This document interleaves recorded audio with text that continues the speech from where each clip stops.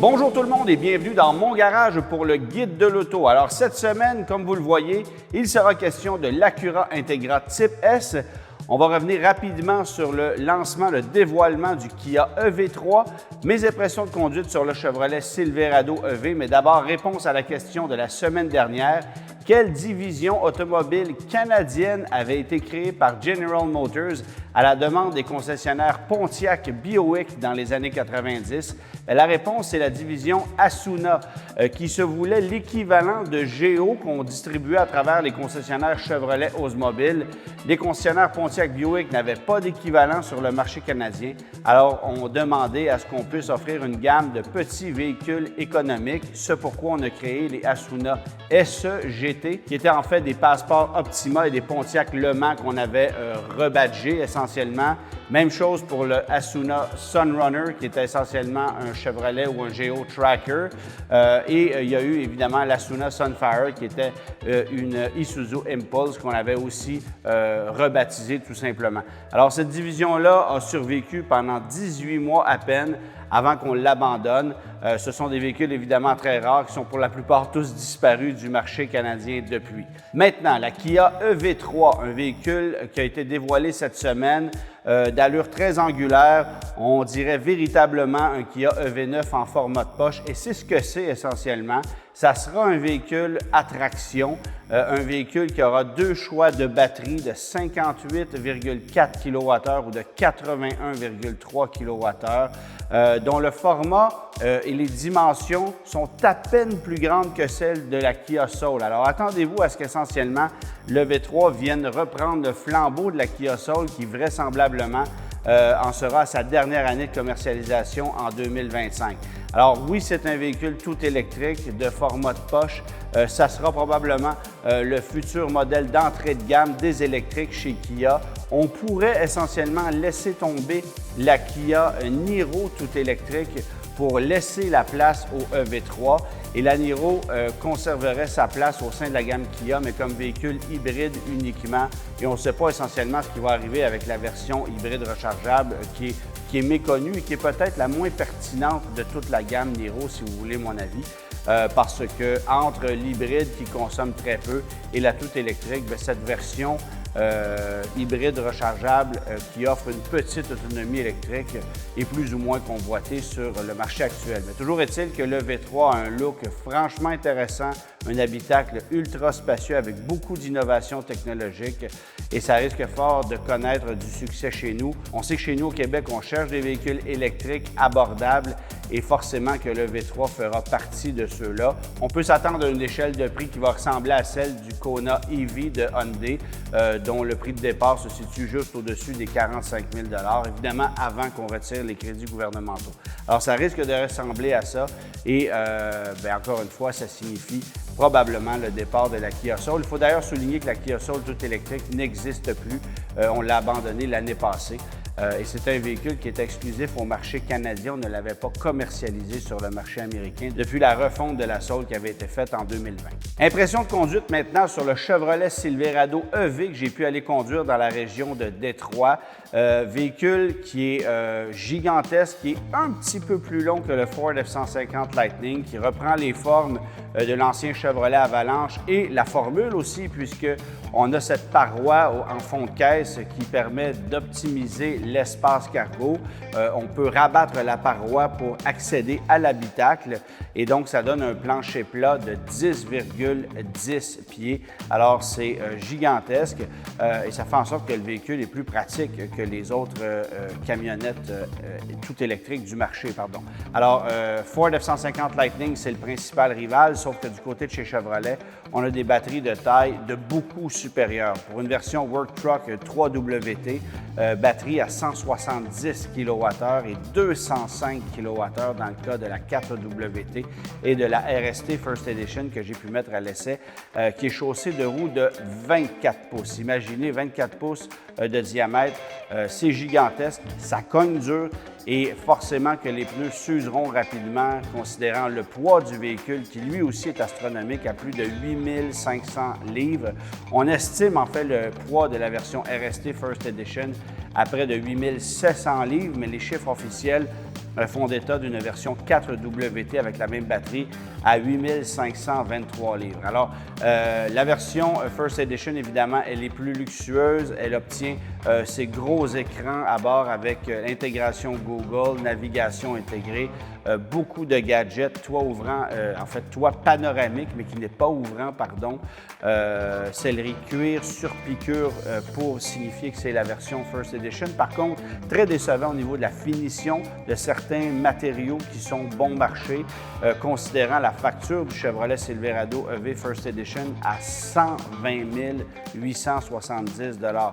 Bon, il n'y a pas de taxe de luxe considérant le poids du véhicule, mais quand même, c'est un produit extrêmement coûteux. Très performant, cela dit, 754 chevaux, 708 km d'autonomie annoncée. Alors, c'est beaucoup plus que le Ford F-150 Lightning, mais en même temps, on se tire un peu dans le pied parce que le véhicule est tellement lourd qu'il faut anticiper essentiellement une usure prématurée de beaucoup de pièces mobiles sur ce véhicule-là. Suspension pneumatique, notamment, qui fait partie de l'équipement de série, emprunté au GMC Hummer, mais avec une formule qui offre moins de latitude, bien sûr, vous l'aurez compris. Mais suspension pneumatique qui peut être très coûteuse à remplacer et considérant le poids du véhicule, bon, on peut s'attendre à ce que cette suspension-là ne fasse pas la vie du véhicule, vous l'aurez compris. Même chose pour les pièces de direction. Les freins aussi qui risquent d'être sollicités un peu plus qu'avec la moyenne des véhicules électriques, tout simplement parce qu'il y a toute une masse à immobiliser.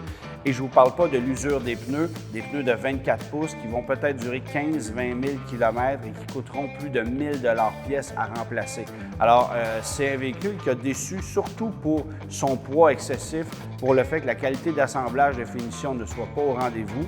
Mais sinon, sur le plan de la polyvalence, sur le plan des performances, c'est franchement un véhicule impressionnant. Et il y a quand même belle gueule, le Silverado EV. C'est un véhicule qui me plaît beaucoup. J'ai surtout hâte de voir quelles seront les versions finales lancées pour l'année modèle 2025, parce que là, on a confirmé une gamme complète. Alors, version LT, RST, on va avoir une version Trail Boss également, tout électrique.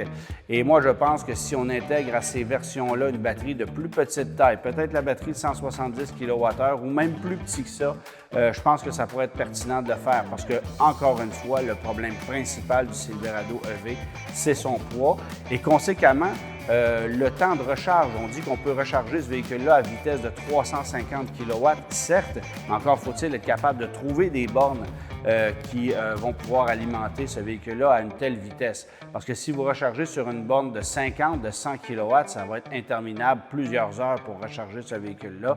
Et là, bien, ça devient drôlement moins intéressant. Maintenant, Acura Integra Type S, c'est une voiture sous-estimée, évidemment sous le radar de la Honda Civic Type R qui exploite les mêmes éléments. Bel avantage pour l'Acura Integra Type S, c'est d'être une voiture peut-être un petit peu plus timide au niveau de sa présentation. Elle a quand même belle gueule, là, mais ce n'est pas une voiture aussi outrageuse que la Civic Type R. Et c'est une voiture qui est offerte en plus grand nombre. On sait que la Civic Type R, fabriquée au Japon, est distribuée en quantité extrêmement limitée chez nous au Canada. 250 unités pour l'année modèle 2024. Elles se sont toutes envolées. Alors que pour l'Integra Type S, c'est une voiture fabriquée à Marysville, en Ohio, aux États-Unis. Donc, plus facile à obtenir. Il n'y en a pas nécessairement en stock chez les concessionnaires, peut-être quelques unités ici et là, mais c'est quand même une voiture que vous pouvez commander et obtenir dans un délai raisonnable et vous allez avoir le même niveau de performance qu'avec une Civic Type R. Pas nécessairement sur circuit, parce que la suspension pardonne un peu plus et est mieux adaptée à l'utilisation quotidienne pour les routes du Québec, ça c'est certain, mais ça demeure quand même une sacrée machine de performance. Des pneus de taille 2,65-30 ZR19 sur cette voiture-là, alors ça mord au bitume. Il n'y a pratiquement pas d'effet de couple en accélération, 320 chevaux de puissance, boîte manuelle à 6 rapports qui est d'une précision exceptionnelle. Ce n'est pas une voiture à rouage intégral et pour certains, c'est un handicap, mais en même temps, c'est une voiture sport avec peu d'équivalent sur le marché. En fait, vous ne trouverez pas d'équivalent à cette voiture-là. On est dans le monde des marques de luxe, certes, mais il faut surtout la considérer pour ce qu'elle est et non pas pour ce qu'elle laisse paraître. Plusieurs personnes se fichent éperdument du logo qu'il y a dans la grille de calandre et regardent le produit comme tel et je pense que c'est de cette façon-là qu'il faut regarder l'Integra Type S, qui fait aussi oublier le fait vrai qu'on a relancé le nom Integra avec une voiture à 5 portières, alors qu'on aurait rêvé d'un coupé sportif chez les amateurs de la marque. Maintenant, c'est une voiture très sérieuse, plaisir de conduire est au rendez-vous. On en a à peu près 4 à 500 unités pour le marché canadien en 2024. Il y a 6 choix de couleurs, 2 choix de teintes intérieures selon la couleur extérieure que vous allez choisir. On n'offre pas au Canada le rouge performance qui est offert sur le marché américain, ni l'habitacle de couleur noir et ivoire, qui est la 3e couleur qu'on peut avoir aux États-Unis. Bon, on comprend que la force du nombre fait en sorte qu'on peut offrir plus de déclinaisons sur le marché américain que chez nous au Canada, mais quand même, il y a 6 couleurs offertes sur le marché canadien. C'est plus qu'avec la Civic Type R et c'est une voiture qu'on apprécie davantage chaque jour lorsqu'on la conduit. Qui ne risque pas de déprécier très fortement non plus. Bon, la Civic Type R, c'est un véritable placement. Ça se revend 15-20 000 $ de plus que ça a été payé. Dans le cas de l'Integra Type S, ce n'est pas le cas, mais la dépréciation sera symbolique sur cette voiture-là. Et c'est forcément une voiture qui sera très fiable aussi. Alors, un modèle à découvrir pour ceux qui cherchent une véritable voiture de performance et qui veulent la conduire peut-être un peu plus que dans des conditions toujours optimales, parce qu'à la rigueur, c'est une voiture qui peut être conduite toute l'année durant si on la chausse adéquatement. Et ça se vend avant les frais de transport préparation à 55 995 $. Ce qui peut paraître cher, mais comparé à la facture américaine, c'est une véritable aubaine parce qu'on la vend 51 600 US ou 55 995 $ canadiens, ce qui amène la facture à un peu plus de 58 000 $ avec les frais de transport préparation. Donc, le rapport prix-performance et plaisir de conduire demeure intéressant sur cette voiture-là et je souligne encore le fait que c'est une voiture de grande qualité. En terminant, question de la semaine, quelle était la devancière de la Volkswagen Passat qui a été vendue aux États-Unis de 1982 à 1988? Réponse la semaine prochaine.